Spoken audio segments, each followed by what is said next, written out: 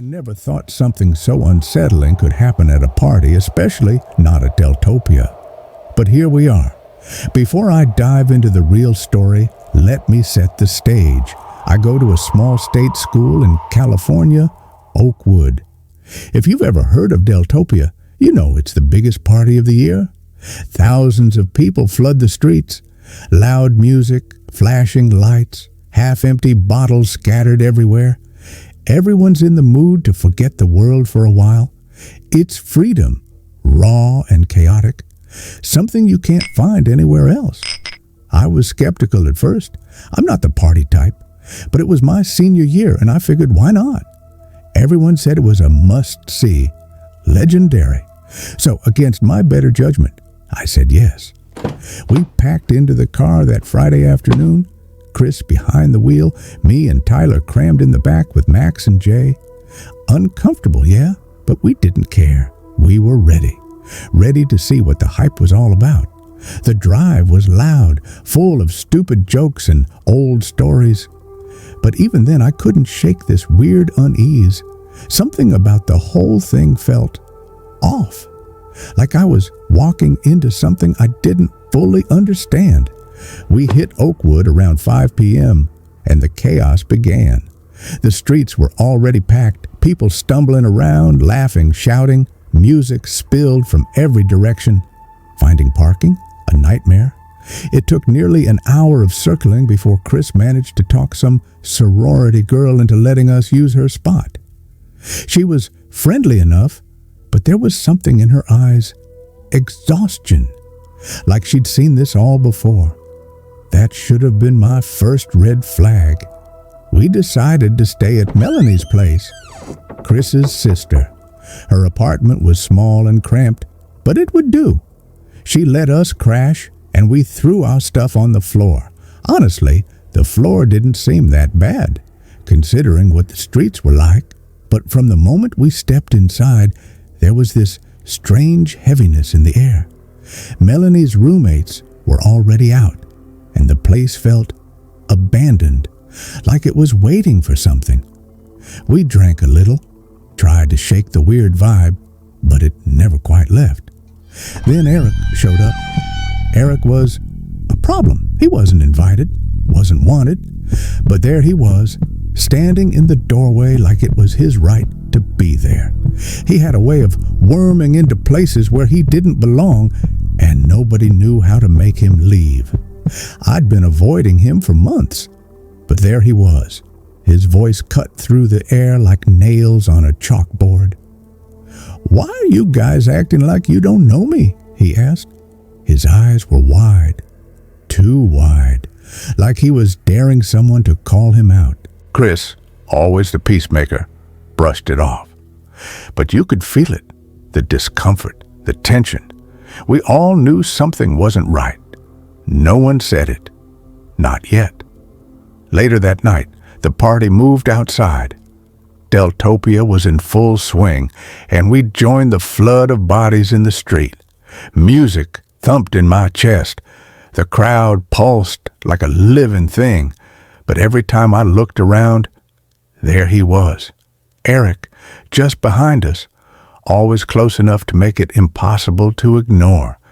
We tried to ditch him more than once, but he was always there. Somehow, he knew exactly where we were going before we even did.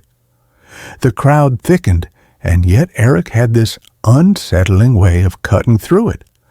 I don't know why, but I didn't feel safe. My skin felt tight, and every time I glanced over my shoulder, Eric's eyes were locked on me. When I told the others, they just shrugged it off. By the time we got back to Melanie's, the streets were quieter. But the feeling, still there. Eric had disappeared for a bit, but as soon as we walked in, he was standing in the hallway, not knocking, just standing there, watching. "I'm not leaving," he said, calm. Too calm, not asking, just stating it. Melanie didn't know what to do. It was her place, but she hadn't invited him. He wasn't supposed to be there. We all stood, frozen, the air thick with tension. Chris, calmest of us all, took a step forward. "Eric," he said low, "you need to go." But Eric didn't move, not a muscle, just stared, lips curling into a smirk. For a moment, it felt like everything might explode. Then Eric sighed, long, exaggerated. "Fine," he muttered, turning away. He stormed out, and for the first time that night, the air felt like it could breathe again. But we should have known that wasn't the end. The next morning, we were nursing hangovers. Deltopia had bled into the day, streets littered with cups and broken glass, but something still felt off. Every time I checked my phone, I felt it, like something was wrong. Then it happened. Evan, one of our friends, was scrolling through his map when he froze. "Guys, look at this." His voice cracked. He pointed at the screen, the dot. We'd been using Find My Friends all weekend just to stay safe, but something was wrong now. The dot wasn't just floating, it was moving, fast, like it was following us, tracking us, and it wasn't just anyone's dot, it was Eric's. We tried to laugh it off. Glitch, maybe, or paranoia. But then the dot disappeared, just gone. And with it, any sense of safety we had left. That night, the apartment felt suffocating. We lay around trying to sleep, but something gnawed at me deep in my gut. Then I heard it. Glass. Breaking. My heart froze. I moved slowly, quietly across the dark apartment. The sound had come from the living room. Then I saw it. The sliding door, shattered, glass everywhere, a rock lying in the middle of the mess. And then, the knife. A kitchen knife. Big, heavy, wedged behind a pile of coats in the closet. I froze. This wasn't a break-in. This was planned. I called the others, but by the time they got there, it was too late. Eric was gone.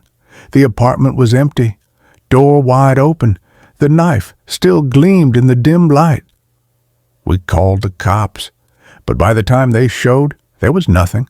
No fingerprints, no signs of entry, no trace of Eric. But I knew. This wasn't over. Weeks passed, no word, no sightings. His social media went dark, phone off, vanished. But sometimes, just sometimes, I hear something. A creak in the floorboards when I'm alone. Footsteps in the hall when no one should be there. I don't know where Eric is or what he wants. But I know this. He's still out there, watching, waiting. And when he comes back, I don't think any of us will be ready.